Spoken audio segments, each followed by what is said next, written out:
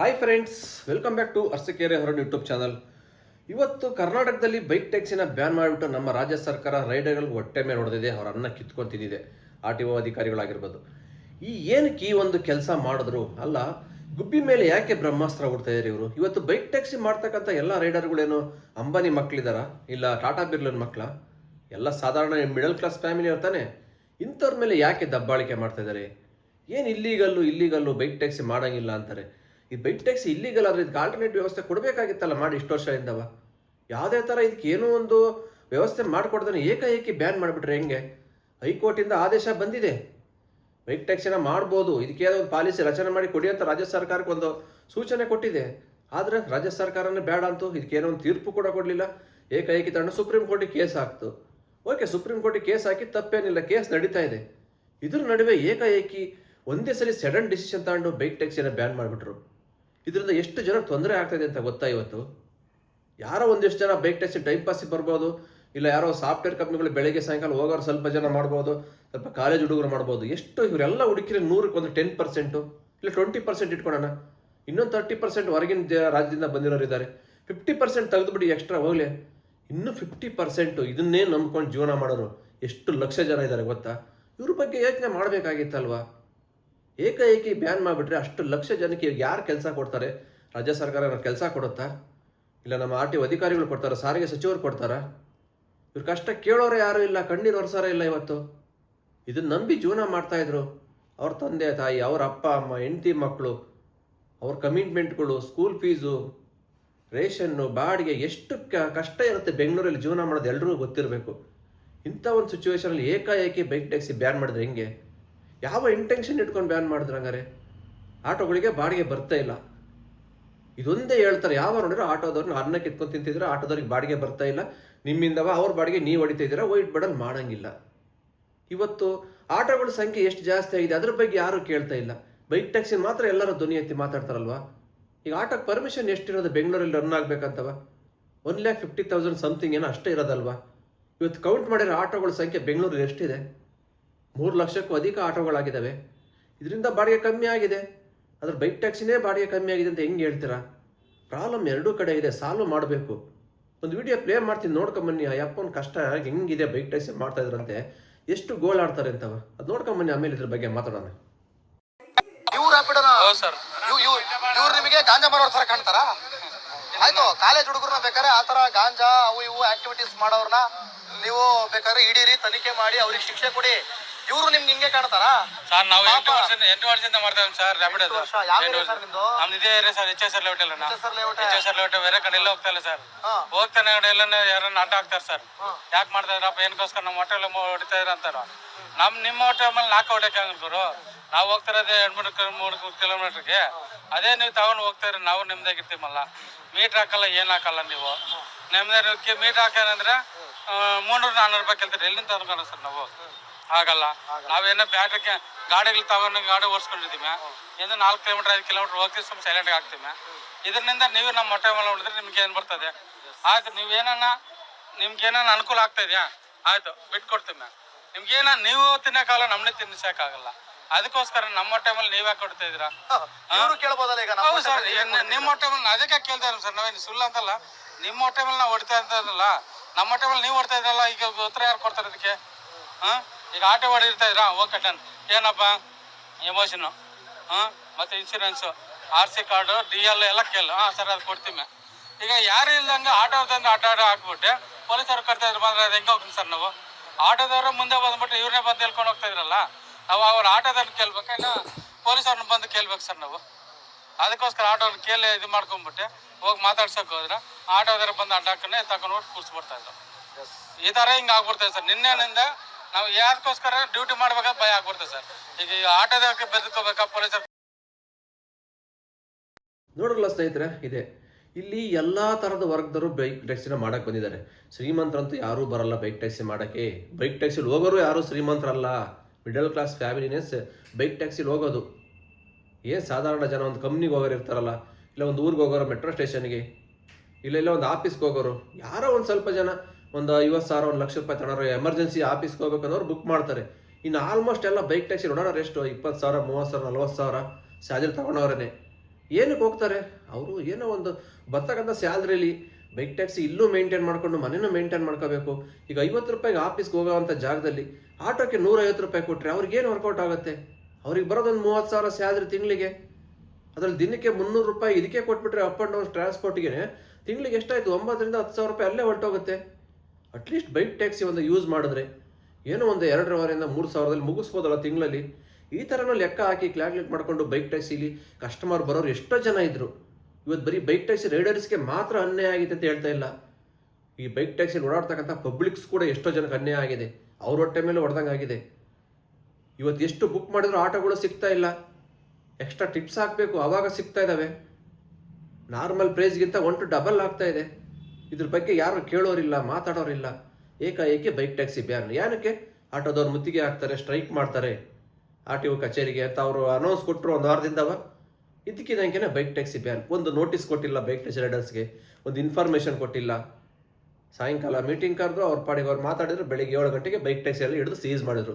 1000ಕ್ಕಿಂತ ಅಧಿಕ ಬೈಕ್ಗಳು ಬೆಂಗಳೂರಲ್ಲಿ ಸೀಸ್ ಆಗೋದು. ಅದನ್ನು ಬಿಡಿಸ್ಕೊಂಬರಕ್ಕೆ ಎಷ್ಟು ಕಷ್ಟ ರೈಡರ್ಗಳಿಗೆ. ಇವತ್ತು ಒದ್ದಾಡ್ತಾ ಇದ್ದಾರೆ, ಇನ್ನೂ ಗಾಡಿಗಳು ಕೊಟ್ಟಿಲ್ಲ ಎಷ್ಟೋ ಜನದ್ದು.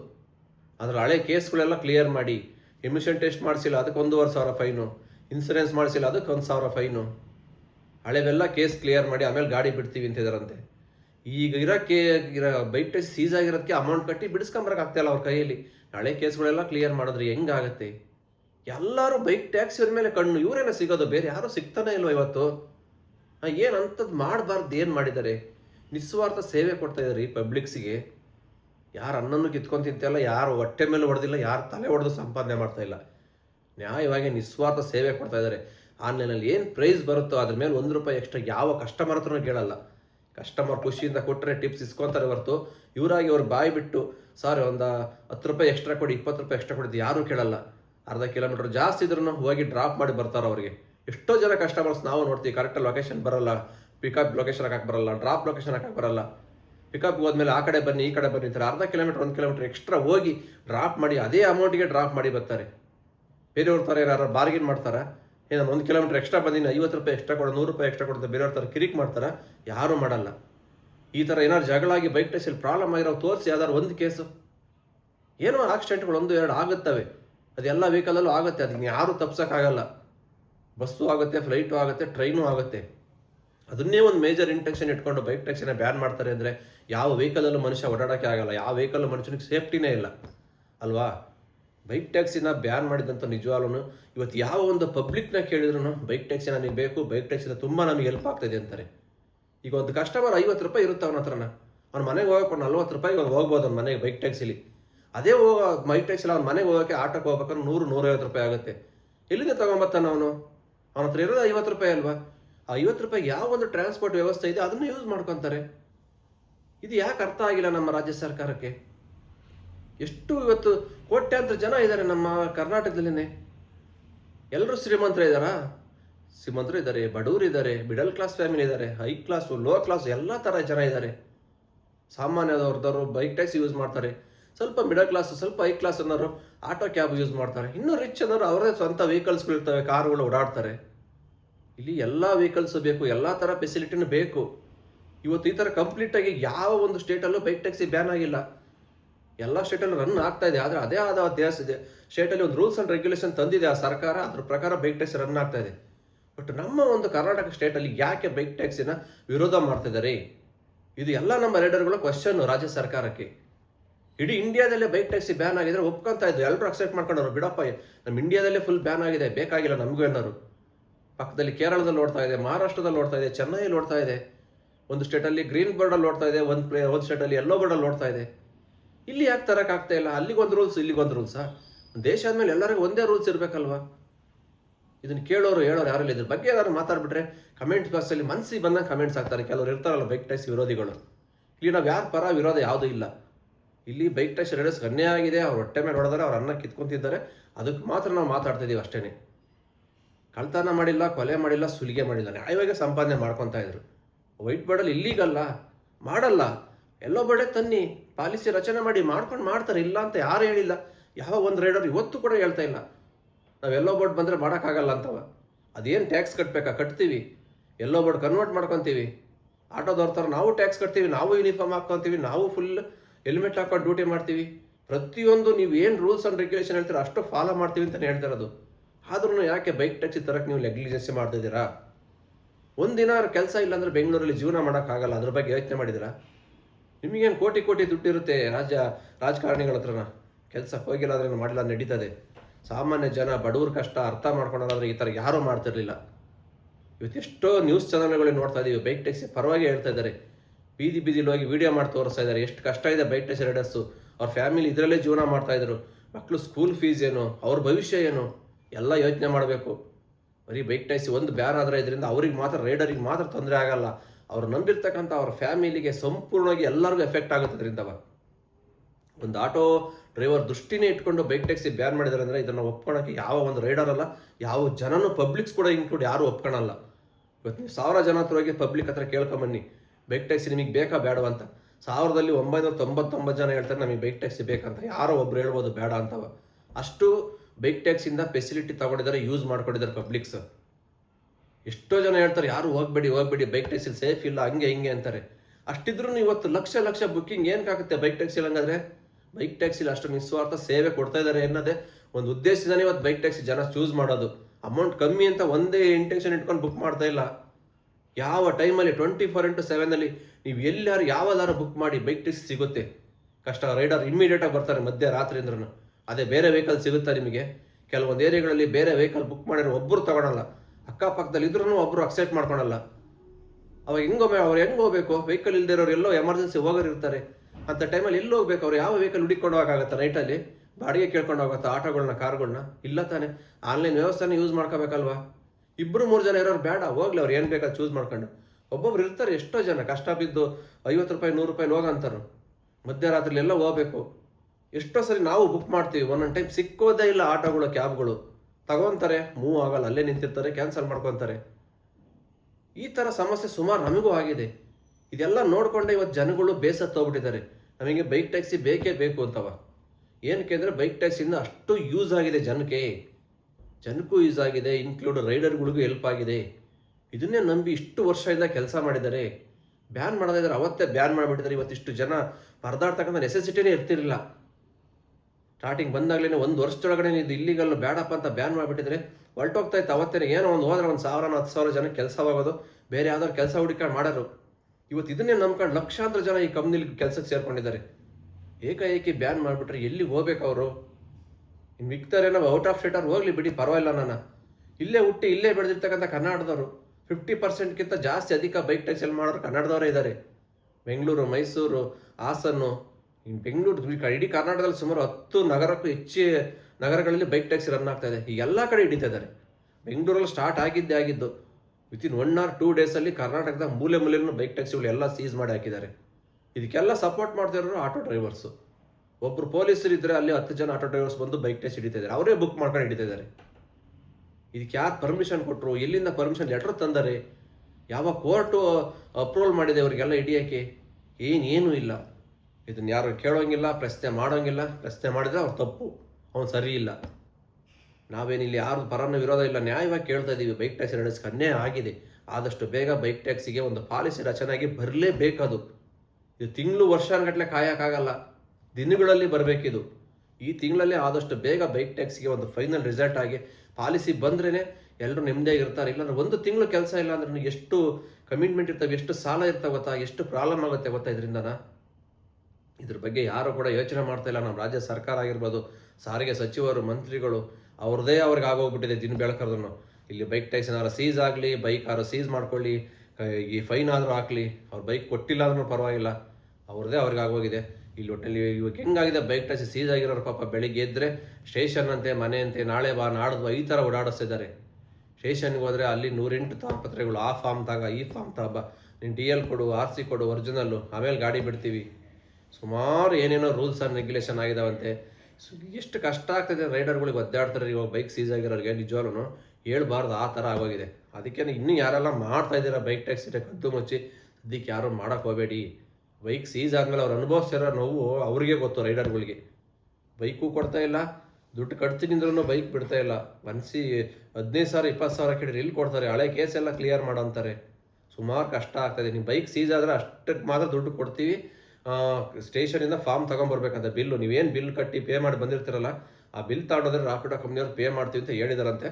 ಆ ವಿಡಿಯೋ ನೆಕ್ಸ್ಟ್ ಮಾಡ್ತೀನಿ ನಾನು, ಏನಾಗಿದೆ ಏನು ಇತ್ತು ಅಂತ. ಬಟ್ ಸದ್ಯಕ್ಕಂತೂ ಇವಾಗ ಬೈಕ್ ಟ್ಯಾಕ್ಸಿ ರೈಡರ್ಸ್ಗೆ ತುಂಬ ಅನ್ಯಾಯ ಆಗಿದೆ. ಬೈಕ್ ಟ್ಯಾಕ್ಸಿ ಬ್ಯಾನ್ ಆಗಿ ಇಲ್ಲಿ ಕೆಲಸ ಮಾಡೋರೆಲ್ಲ ಸಾಧಾರಣ ಜನ, ಮಿಡಲ್ ಕ್ಲಾಸ್ ಫ್ಯಾಮಿಲಿನ ಹೊರತು ಯಾವ ಒಂದು ಹೈ-ಫೈ ಮಂತ್ರಿ ಮಕ್ಕಳು ಬರಲ್ಲ, ಇಲ್ಲಿ ಅಂಬಾನಿ ಮಕ್ಕಳು ಬರಲ್ಲ, ಟಾಟಾ ಬಿರ್ಲಾ ಮಕ್ಕಳು ಯಾರು ಬರಲ್ಲ. ಅವ್ರು ಬೈಕ್ನೂ ಯೂಸ್ ಮಾಡಲ್ಲ, ಬೈಕಲ್ಲಿ ಹೋಗೋಕ್ಕೂ ಬರಲ್ಲ. ಬೈಕಲ್ಲಿ ಹೋಗೋರು, ಬೈಕಲ್ಲಿ ಕೆಲಸ ಮಾಡೋರು ಎಲ್ಲ ಮಿಡಲ್ ಕ್ಲಾಸ್ ಫ್ಯಾಮಿಲಿ. ಇದನ್ನು ಒಂದು ಗಮನದಲ್ಲಿಟ್ಟುಕೊಂಡು ನಮ್ಮ ರಾಜ್ಯ ಸರ್ಕಾರ, ಸಾರಿಗೆ ಸಚಿವರಾಗಿರ್ಬೋದು, ಆದಷ್ಟು ಬೇಗ ಇದಕ್ಕೆಲ್ಲರೂ ಒಂದು ತೀರ್ಮಾನ ಮಾಡಲೇಬೇಕು. ನಾವು ಎಷ್ಟೋ ಇದ್ರ ಬಗ್ಗೆ ಮಾತಾಡ್ತಾ ಇದ್ದೀವಿ, ಎಷ್ಟು ಮಾತಾಡಿದ್ರು ವೇಸ್ಟ್ ಆಗ್ತಾಯಿದೆ. ಒಟ್ಟು ಎಲ್ಲ ಸಪೋರ್ಟ್ ಆಗಬೇಕು. ಇಲ್ಲಿ ಮೇಯ್ನ್ ಬಂದಿರೋದೀಗ ನಮ್ಮ ಹುಡುಗರೆಲ್ಲ ಒಗ್ಗಟ್ಟಾಗಬೇಕು.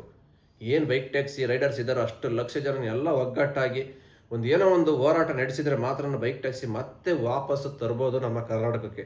ಇಲ್ಲ ಹಿಂಗೆ ಬಿಟ್ರಿ ಅಂದರೆ ಸಂಪೂರ್ಣವಾಗಿ ತೊಲಗಿಸ್ಬಿಡ್ತಾರೆ ಇದನ್ನು. ಮುಂದಿನ ದಿನಗಳಲ್ಲಿ ಬೈಕ್ ಟ್ಯಾಕ್ಸಿ ಇತ್ತು ಒಂದು ಹೆಸರೇ ಇರಲ್ಲ, ಆ ಥರ ಮಾಡ್ತಾರೆ. ಅದಕ್ಕೋಸ್ಕರ ಎಲ್ಲ ನಮ್ಮ ರೈಡರ್ಸ್ ಒಗ್ಗಟ್ಟಾಗಿ ಹೋರಾಡಿ ಇವತ್ತಲ್ಲ ನಾಳೆ ಬಂದೇ ಬರುತ್ತೆ ಬೈಕ್ ಟ್ಯಾಕ್ಸಿ. ಎದರಕ್ಕಂತೂ ಹೋಗಬೇಡಿ, ಭಯನೂ ಬೀಳಬೇಡಿ. ಯಾಕಂದರೆ ಕಳ್ತನ ಮಾಡಿಲ್ಲ, ಕೊಲೆ ಮಾಡಿಲ್ಲ. ಹಂಗಾಗಿ ಏನು ಭಯ ಬಿದ್ದು ಓಡೋಗೋಂಥ ನೆಸೆಸಿಟಿ ಏನಿಲ್ಲ. ನ್ಯಾಯವಾಗಿ ಕೇಳೋಣ, ನ್ಯಾಯವಾಗಿ ಮಾತಾಡೋಣ. ನಮಗೆ ಅನ್ಯಾಯ ಆಗಿದೆ, ನಮಗೆ ನ್ಯಾಯ ಕೊಡಿ ಅಷ್ಟೇ. ಈ ಥರ ಕೇಳಿ ಆದಷ್ಟು ಬೇಗನ ಬೈಕ್ ಟ್ಯಾಕ್ಸಿ ವಾಪಸ್ ತರ್ಸೋಣ. ನಮಗೆ ಇವತ್ತು ಬೈಕ್ ಟ್ಯಾಕ್ಸಿ ಇಲ್ದೇ ಎಷ್ಟು ಕಷ್ಟ ಆಗ್ತದೆ ಜೀವನ ಮಾಡೋದಂತವ ಅರ್ಥ ಆಗೋ ಥರ ತಿಳಿಸೋಣ ಎಲ್ಲರಿಗೂ. ಈ ಥರ ಎಷ್ಟೋ ನಮ್ಮ social influence bike taxi Riders ಆಗಿರೋದು, ಫುಡ್ ಡೆಲಿವರಿ ಬಾಯ್ಸ್ ಇರ್ತಾರೆ. ಆದಷ್ಟು ನಿಮ್ಮ ಅಕೌಂಟ್ ಪೇಜಲ್ಲಿ ವೀಡಿಯೋಗಳು ಮಾಡಿಬಿಡಿ. ಇವತ್ತು ಬೈಕ್ ಟ್ಯಾಕ್ಸಿ ಬೇರೆ ಆಗಿದೆ, ನಮಗೆ ಎಷ್ಟೆಲ್ಲ ಕಷ್ಟ ಆಗ್ತಾಯಿದೆ, ನಿಮ್ಮ ಕಷ್ಟಗಳನ್ನ ತೋಡ್ಕೊಳ್ಳಿ ಸೋಷಿಯಲ್ ಮೀಡಿಯಾದಲ್ಲಿ. ಅಟ್ಲೀಸ್ಟ್ ಇದನ್ನು 4 ಜನ ನೋಡಿದ್ರೂ ಏನೋ ಬೈಕ್ ಟ್ಯಾಕ್ಸಿನ ವಾಪಸ್ ತಂದರೂ ತರ್ಬೋದು, ಹೇಳೋಕ್ಕಾಗಲ್ಲ. ನೀವೇನು ವೀಡಿಯೋ ಮಾಡ್ದಲ್ಲಿ ಏನು ಸುಮ್ಮನೆ ಇದ್ದರೆ ಏನು ಮಾಡೋಕ್ಕಾಗಲ್ಲ. ಇವಾಗ ನೋಡ್ತಾ ಇರ್ತೀರಿ ನೀವು ಸೋಷಿಯಲ್ ಮೀಡಿಯಾದಲ್ಲಿ 100ಕ್ಕೆ 80% ಬರ್ತಾ ಇರೋದೇ ಆಟೋ ಡ್ರೈವರ್ಸ್ ವೀಡಿಯೋಗಳು. ನಮ್ಮ ಬೈಕ್ ಟ್ಯಾಕ್ಸಿ ರೈಡರ್ಸ್ 20% ಅಷ್ಟೇ ಬರ್ತಾ ಇದೆ. ಯಾಕೆ ನಮ್ಮ ಸೋಷಿಯಲ್ ಮೀಡಿಯಾದಲ್ಲಿ ಇಲ್ವಾ ಇನ್ಫ್ಲೂಯೆನ್ಸ್ಗಳು, ನಮ್ಮ ಬೈಕ್ ಟ್ಯಾಕ್ಸಿ ರೈಡರ್ಸ್ಗಳು ಯಾಕೆ ವೀಡಿಯೋ ಮಾಡ್ತಾ ಇಲ್ಲ? ಬೈಕ್ ಟ್ಯಾಕ್ಸಿ ಬಗ್ಗೆ ಸಪೋರ್ಟಾಗಿ ವೀಡಿಯೋ ಮಾಡಿ ಏನೇನು ತೊಂದರೆ ಆಗ್ತಾಯಿದೆ ಹಂಚ್ಕೊಳ್ಳಿ ಸೋಷಿಯಲ್ ಮೀಡಿಯಾದಲ್ಲಿ. ಈ ಥರ ಮಾಡಿದರೆ ಮಾತ್ರನೇ ಬೈಕ್ ಟ್ಯಾಕ್ಸಿ ವಾಪಸ್ ತರೋಕ್ಕಾಗುತ್ತೆ. ಇರೋದು ತುಂಬ ಕಷ್ಟ. ನಾವು ಎವ್ರಿಡೇ 2-3 ವೀಡಿಯೋ ಹಾಕ್ತಾನೆ ಇರ್ತೀನಿ. ಏನು ಕೇಳಿ, ಬೈಕ್ ಟ್ಯಾಕ್ಸಿ ರೈಡರ್ಸ್ ಕಷ್ಟ 4 ಜನಕ್ಕೆ ಗೊತ್ತಾಗಬೇಕು. ಇದು ನೋಡಾದ್ರೂ ಏನೋ ಯಾರು ಒಬ್ಬರು ಬೈಕ್ ಟ್ಯಾಕ್ಸಿಗೆ ಮರಳಿ ವಾಪಸ್ ತಂದ್ರು ತರ್ಬೋದು, ಹೋರಾಡ್ಬೋದು. ಬೈಕ್ ಟ್ಯಾಕ್ಸಿ ಪರವಾಗಿ ನಾವು ಒಂದು ಇಂಟೆನ್ಷನ್ ಇಟ್ಕೊಂಡು ವೀಡಿಯೋ ಮಾಡ್ತೀವಿ ಹೊರತು ಇದರಿಂದ ನಮಗೇನು ದುಡ್ಡು ಬರುತ್ತೆ, ಸಬ್ಸ್ಕ್ರೈಬರ್ಸ್ ಬರ್ತಾರೆ, ನಾವು ಬಿಲ್ಡಪ್ ಕೊಡ್ತಾಯಿದ್ದೀವಿ ಹಾಗೆ ಹಿಂಗೆ ಅಂತ ಏನಿಲ್ಲ. ಆಗದಿರೋರು ಕೆಲವ್ರು ಏನೇನೋ ಕಮೆಂಟ್ಸ್ ಹಾಕ್ತಾರೆ. ಒಳ್ಳೆ ಕಮೆಂಟ್ಸ್ಗೆ ನಾನು ಕೈಲಾದಷ್ಟು ರಿಪ್ಲೈ ಮಾಡ್ತಾಯಿದ್ದೀನಿ. ಸುಮಾರು ಜನ ಕಮೆಂಟ್ಸ್ ಈಗ 1 ವಾರದಿಂದ ಅತಿ ಹೆಚ್ಚು ಕಮೆಂಟ್ಸ್ ಬರ್ತಾ ಇರೋದ್ರಿಂದ ಎಲ್ಲವನ್ನೂ ನೋಡೋಕ್ಕಾಗ್ತಾಯಿಲ್ಲ, ರಿಪ್ಲೈ ಮಾಡೋಕ್ಕಾಗ್ತಾಯಿಲ್ಲ. ಕೆಲವೊಂದು ಇಂಪಾರ್ಟೆಂಟ್ ಕಮೆಂಟ್ಸ್ಗಳಿಗೆ ನಾನು ಅದಕ್ಕೆ ವೀಡಿಯೋನ ಮಾಡ್ತಾಯಿದ್ದೀನಿ, ಆದಷ್ಟು ರಿಪ್ಲೈ ಮಾಡ್ತಾಯಿದ್ದೀನಿ. ಕೆಲವರು ಸ್ವಿಗ್ಗಿ ಝೊಮ್ಯಾಟೊ ಮಾಡ್ಬೋದಾ, ಪೋರ್ಟರ್ ಮಾಡ್ಬೋದಾ, ಕಮರ್ಷಿಯಲ್ ಅಂತಾರೆ, ಖಂಡಿತ ಮಾಡಿ. ಅದ್ರ ಬಗ್ಗೆ ನಾನು ಬೆಳಿಗ್ಗೆ ವೀಡಿಯೋ ಮಾಡೋಕ್ಕಿದೆ. ಯಾವುದೇ ಥರ ರಿಸ್ಟ್ರಿಕ್ಷನ್ ಇಲ್ಲ, ಮಾಡ್ಬೋದು. ಬೈಕ್ ಟ್ಯಾಕ್ಸಿ ಮಾತ್ರ ವೈಟ್ ಬೋರ್ಡಲ್ಲಿ ಯಾವುದೇ ಕಾರಣಕ್ಕೂ ಮಾಡೋಕ್ಕೆ ಹೋಗಬೇಡಿ. ಇದನ್ನು 1 ಸಲ 10 ಸಲ ಬೇಕಾದ್ರೆ ಹೇಳ್ತೀವಿ. ಯಾಕೆಂದರೆ ಎಲ್ರಿಗೂ ಗೊತ್ತು ಇವಾಗ ಯಾವ ಥರ ಬೈಕ್ ಟ್ಯಾಕ್ಸಿ ಹಿಡಿತಿದ್ದಾರೆ ಅಂತ. ಇನ್ಕ್ಲೂಡಿಂಗ್ RTO ಅಧಿಕಾರಿಗಳು ಕೂಡ ಅವರು ಕೂಡ ಆ್ಯಪನ್ನ ಡೌನ್ಲೋಡ್ ಮಾಡಿಕೊಂಡು ಬುಕ್ ಮಾಡಿ ಅವರೇ ಹಿಡಿತಿದ್ದಾರಂತೆ. ಇಷ್ಟು ಆಟೋ ಡ್ರೈವರ್ ಹಿಡಿತಾ ಇದ್ರು ಬುಕ್ ಮಾಡಿ. ಈಗ ಇನ್ಕ್ಲೂಡ್ ಪೊಲೀಸು ಕೂಡ ಆ್ಯಪ್ನ ಡೌನ್ಲೋಡ್ ಮಾಡ್ಕೊಂಡು ಬುಕ್ ಮಾಡಿ ಅವರೇ ಹಿಡಿದು ಗಾಡಿ ಸೀಜ್ ಮಾಡ್ತಾ ಇರುತ್ತೆ. ಈ ಥರ ಎಲ್ಲ ಸಿಚುವೇಶನ್ ಇರಬೇಕಾದ್ರೆ ನೀವು ಬೈಕ್ ಟ್ಯಾಕ್ಸಿನ ಮತ್ತೆ ಕದ್ದು ಮುಚ್ಚಿ ಮಾಡೋದು ಎಷ್ಟು ಮಟ್ಟಿಗೆ ಸರಿ ಹೇಳಿ? ತುಂಬ ಕಷ್ಟ ಆಗ್ತಾಯಿದೆ. ಆ ಆರ್ಡ್ರ್ಗಳು ಗೊತ್ತಾಗುತ್ತೆ ನಿಮಗೆ, ಯಾವ ಥರ ಟಿಪ್ಸ್ ಬರ್ತಾ ಇದೆ ಅಲ್ಲೇ ಗೊತ್ತಾಗಬೇಕು ನಿಮಗೆ. ಇದು ಫೇಕ್ ಆರ್ಡ್ರ್ಗಳು ಯಾರೋ ಬೇಕಂತಾನೆ ಮಾಡ್ತಾಯಿದ್ದಾರೆ ಅಂತ. ಈ ಥರ ಆರ್ಡ್ರ್ ಬಂದಾಗ ನೀವು ಅಲರ್ಟ್ ಆಗಿ ಡ್ಯೂಟಿನ ಸ್ಟಾಪ್ ಮಾಡಿ. ಸದ್ಯಕ್ಕೂ ಇನ್ನೂ ಮಾಡ್ತಾ ಇದ್ದಾರೆ, ನಾನು ನೋಡ್ತಾ ಇದ್ದೇನಲ್ಲ ಪ್ರೆಸೆಂಟ್ ಇವತ್ತು ಕೂಡ ಬೈಕ್ ಟ್ಯಾಕ್ಸಿ ಮಾಡ್ತಾ ಇದ್ದಾರೆ. 4 ದಿನ ಆಯಿತು ಬೈಕ್ ಟ್ಯಾಕ್ಸಿ ಹಿಡಿಯೋಕ್ಕೆ ಸೀಸ್ ಮಾಡಿ. ಆದ್ರೂ ರೈಡರ್ಸ್ ಬೈಕ್ ಟ್ಯಾಕ್ಸಿ ಮಾಡ್ತಾಯಿದ್ದಾರೆ ಅಂದರೆ ಯಾವುದೇ ಒಂದು ಇದರಿಂದ ಮಾಡ್ತಾಯಿಲ್ಲ, ಅವ್ರು ಕಷ್ಟ ಹಂಗಿದೆ. ಮಾಡೋದು ಬಿಟ್ಟರೆ ಜೀವನ ನಡೆಯಲ್ಲ. ಅಷ್ಟು ಕಷ್ಟ ಇರೋದ್ರೇ ಕದ್ದು ಮುಚ್ಚಿ ಏನಾಗುತ್ತೆ ಆಗಲಿ ಬಿಡಪ್ಪ ನೋಡೋಣ ಅಂತ ಬೈಕ್ ಟ್ಯಾಕ್ಸಿ ಇನ್ನೂ ಮಾಡ್ತಾನೆ ಇದ್ದಾರೆ. ಒಂದು 500-1000 ಮಾಡ್ಕೊಂಡು ಹೋಗೋಣ, ಮನೆ ಖರ್ಚಿಗಾಗಲಿ. ಅಟ್ಲೀಸ್ಟ್ ದಿನಕ್ಕೆ ಏನೋ ಒಂದು ಸಣ್ಣ ಪುಟ್ಟ ತರಕಾರಿ, ರೇಷನ್, ಹಾಲು, ಮೊಸರು ಮನೆ ಖರ್ಚಿಗಾಗಲಿ ಒಂದು 500 ಆದ್ರಂತ ಕಷ್ಟ ಬಿದ್ದು ಅಲ್ಲಿ ಇಲ್ಲಿ ಕದ್ದು ಮುಚ್ಚಿ ಕಣ್ ತಪ್ಪಿಸಿ ಮಾಡ್ತಾಯಿದ್ದಾರೆ. ಅಷ್ಟೊಂದು ರಿಸ್ಕ್ ತಗೊಂಡು ಮಾಡ್ತಕ್ಕಂಥ ನೆಸೆಸಿಟಿ ಇಲ್ಲ. ಬಟ್ ಬಿಟ್ಟು ಬೇರೆ ಕೆಲಸಕ್ಕೆ ಹೋಗೋಕ್ಕಾಗಲ್ಲ. ಏಜ್ ಆಗಿರೋರು ಇರ್ತಾರಲ್ವ, ಯಾರು ತಗೊಂತಾರೆ 50 ವರ್ಷನ 60 ವರ್ಷ ಆಗಿರೋನ? ಅಟ್ಲೀಸ್ಟ್ ಏನೋ ಒಂದು ಬೈಕ್ ಇದ್ದರೆ ಆದಷ್ಟು ಸಂಪಾದನೆ ಮಾಡ್ಕೊಂಬರ್ತಾರೆ. ಇಂಥವರೆಲ್ಲ ಸುಮಾರು ಜನ ಇದ್ದಾರೆ ಬೈಕ್ ಟ್ಯಾಕ್ಸಿಲಿ. ಇವ್ರನ್ನೆಲ್ಲ ನೋಡಿ ಗಮನದಲ್ಲಿ ಇಟ್ಕೊಂಡಾದ್ರೂ ಬೈಕ್ ಟ್ಯಾಕ್ಸಿಗೆ ಪರ್ಮಿಷನ್ ತರಬೇಕು ನಮ್ಮ ಪ್ರಕಾರನ. ಇಷ್ಟು ಹೇಳ್ತಾ ವಿಡಿಯೋ ಇಲ್ಲಿಗೆ ಮುಗಿಸ್ತಾ ಇದ್ದೀನಿ. ಮತ್ತೆ ಸಿಗ್ತೀನಿ ಮುಂದಿನ ವಿಡಿಯೋದಲ್ಲಿ. ಅಲ್ಲಿವರೆಗೂ take care, bye bye, have a nice day. ಜೈ ಹಿಂದ್, ಜೈ ಕರ್ನಾಟಕ ಮಾತೆ.